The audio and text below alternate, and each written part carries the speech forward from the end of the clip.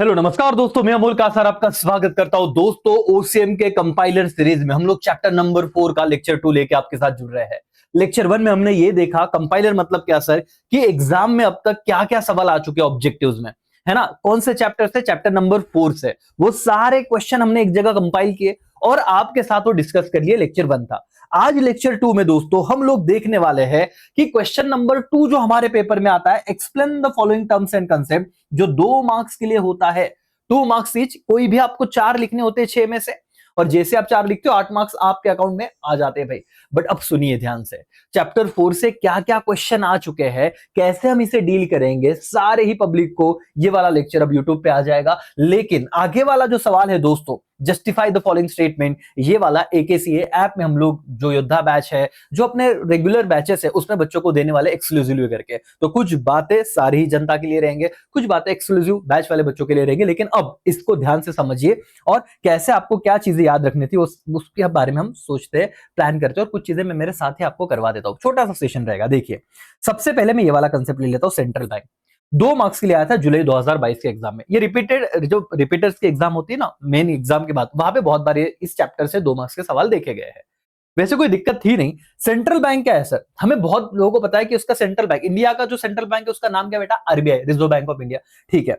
The central bank is the apex financial institution of banking industry in country. देखो भाई, कि हर country का apex मतलब supreme, apex financial institution of banking industry in the country, her country का एक supreme bank होता है ना। जैसे इंडिया में क्या है? आरबीआई, उस अपेक्स फाइनेंशियल इंस्टीट्यूशन को ही हम सेंट्रल बैंक कहते हैं करके।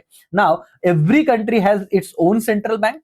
For example, reserve bank of India is central bank of India.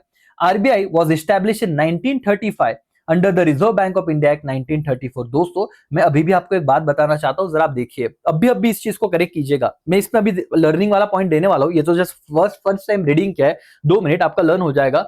Text book में एक गलती है। आप यहां पे आइए, यहां पे ना बहुत टेक्स्ट बुक में 45 और 44 ऐसे दिया हुआ है, तो उसको ना जरा करेक्ट कर लेना। जिन बच्चों के ओल्ड टेक्स्ट बुक है, पुराने टेक्स्ट बुक लिए, या बहुत बार वो अपडेटेड टेक्स्ट बुक नहीं लिए, तो आपको जाना है चैप्टर 4 पे, बैंकिंग वाले पॉइंट पे, और आप लोगों को अभी अभी देख लेना है कि क्या वहां पे 34 है कि 44 है। 34 है तो परफेक्ट है, 34, 35, 44 है तो चेंज कर लो। अब देखो सर, बिल्कुल रट्टा नहीं मारना है। क्या बातें याद रहेगी सेंट्रल बैंक में? 2 मार्क्स की बात है। सबसे बोलना कि central bank apex financial institution है बैंकिंग इंडस्ट्री में।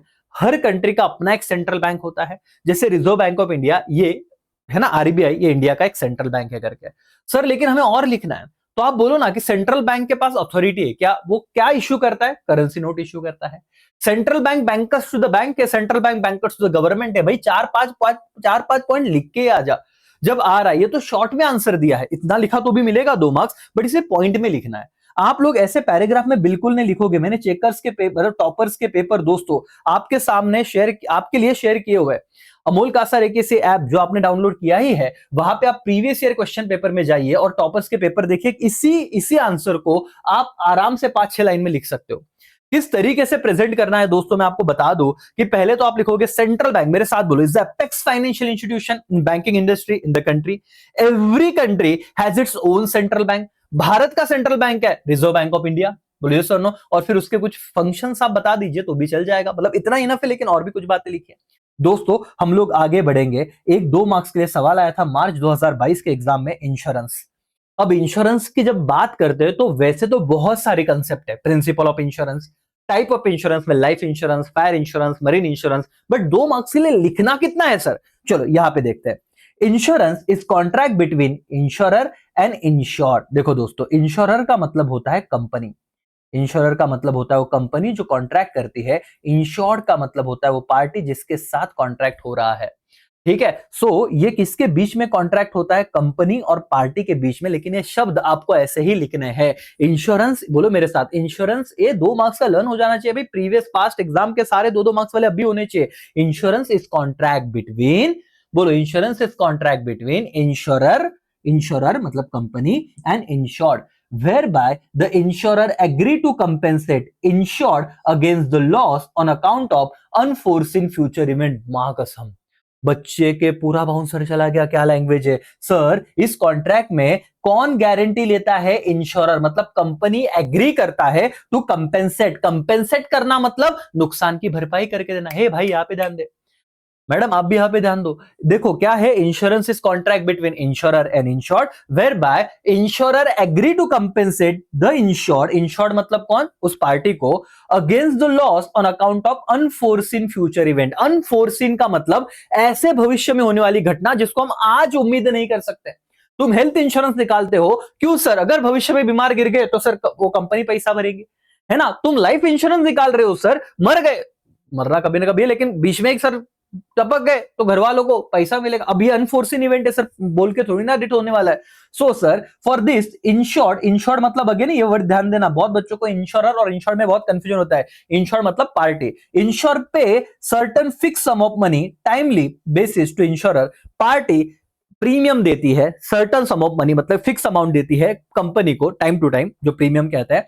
It is form of risk management. तो इंश्योरेंस का एक प्रकार का रिस्क मैनेजमेंट है दोस्तों, कि आप रिस्क को मैनेज करके चलते हो। आप हर साल हेल्थ इंश्योरेंस का पैसा भर रहे हो। जैसे हमारा 25 लाख का हेल्थ इंश्योरेंस हमने निकाला हुआ है, तो अभी हम हर साल 10-15 हजार भरते हैं। पिछले भगवान की दया से 3 साल में जरूरत नहीं पड़ी, बट कभी गिरेगी, बड़ा खर्चा आ गया, तो रिस्क मैनेजमेंट है।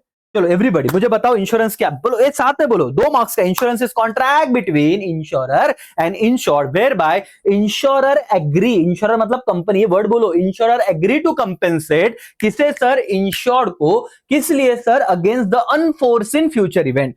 फॉर दिस, इसके लिए ये ऐसे ही कर देंगे क्या? नहीं, इसके लिए फॉर दिस इंश्योर्ड पे करता है certain sum of money, fix sum of money, ठीक है, किसे? इंश्योरर को। और ये रिस्क मैनेजमेंट है दोस्तों। और एक सवाल आ गया था 2 मार्क्स के लिए, कम्युनिकेशन।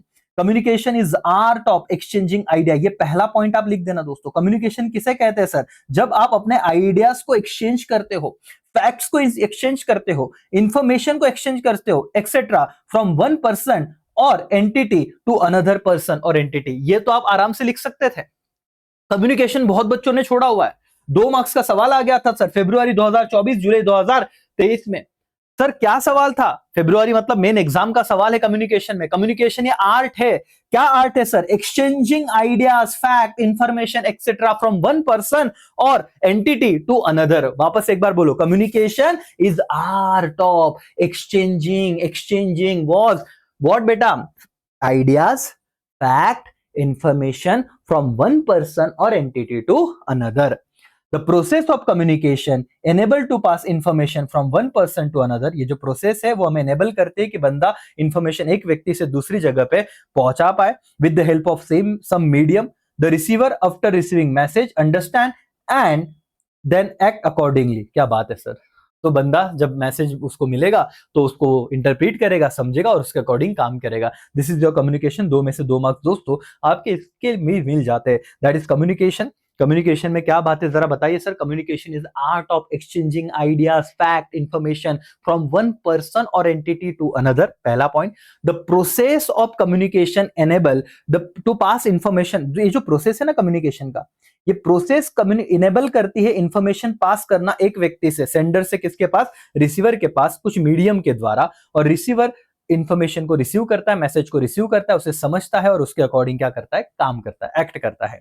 दोस्तों ये हो गया खत्म। यहाँ पे एक सवाल रह गया, मुझे पता है आपकी नजरें वहां पे बैंकिंग, और बैंकिंग में मैं बताऊं सर क्या लिखना है, बहुत ही मजेदार है। आप बैंकिंग में यहाँ पे टाइप्स के बारे में भी बातचीत कर सकते थे। सबसे पहले तो बैंक क्या है सर? ये डेफिनेशन रट्टा नहीं रहा तो भी चलेगा। उन्होंने कहा है बैंकिंग, अभी रटना नहीं कहा, मैं जब रीड कर रहा हूं रटना नहीं है। बैंकिंग रेफर्स टू, क्या करता है बैंकिंग? एक्सेप्ट करता है डिपॉजिट। क्यों डिपॉजिट एक्सेप्ट करता है? फॉर द पर्पज ऑफ, उसको पैसे को लेंड और इन्वेस्ट करना है, ठीक है। और डिपॉजिट सर कैसे होता है? पेएबल ऑन डिमांड और अदरवाइज कोई फिक्स डिपॉजिट होता है, टाइम डिपॉजिट होता है, and withdraw by cheque, draft, order. It is one of the most important business. चलो मैं आपको बताऊं सिंपल सी बात। बैंकिंग में आप लिखना कि प्राइमरी और सेकेंडरी फंक्शन पता है? बैंकिंग का मेन फंक्शन का एक्सेप्टिंग डिपॉजिट, ग्रांटिंग लोन। यहां से शुरुआत करो, ये लिखो कि बैंकिंग इज ये पहला पॉइंट लिखना आप लोग। Banking is one of the most important business services. दूसरा, the primary function of banking that is acceptance of deposit and granting loans in advance. Secondary function of banking आप लिख सकते हो जैसे लॉकर फैसिलिटी हो गया, है ना, स्टैंडिंग इंस्ट्रक्शन जैसे ईएमआई भरना, बैंक आपके बिहाफ पे भर देता है। अरे 2-4 पॉइंट लिखो, 2 में से 2 मार्क्स लेके जाओ। तो दोस्तों इसको आईएमपी कर लेना। पहला बैंकिंग था, दूसरा सेंट्रल बैंक था, तीसरा इंश्योरेंस था, चौथा कम्युनिकेशन था। ये चारों के चारों पॉइंट मैंने करा दिए हैं आपको। अब ये जस्टिफाई वाला हम लोग रेगुलर बैच में, जो आपका पेड बैच है, वहां पे ऐप में जल्द से जल्द मैं वीडियो को अपलोड कर दूंगा। आप शांति से देखिए, कंपाइलर करके जितनी चीजें होगी जो इंपॉर्टेंट है वो चीज मैं आपको दूंगा। बहुत सारे वीडियो ऐसे भी आ रहे हैं, उम्मीद है आप पढ़ रहे हो। बहुत वक्त है हमारे पास, हर सब्जेक्ट में हमें 100 में से 100 की तैयारी करनी है और आप लोग कर लोगे, मुझे पूरा भरोसा है। सबसे पहले तो मुझे इन चीजों को जो अभी अभी करा है उसको क्विकली रिवाइज करने का और खत्म करने का। चलो दोस्तों यही पे रुकते हैं। चलो बाय बाय, टेक केयर, जय हिंद, जय भारत।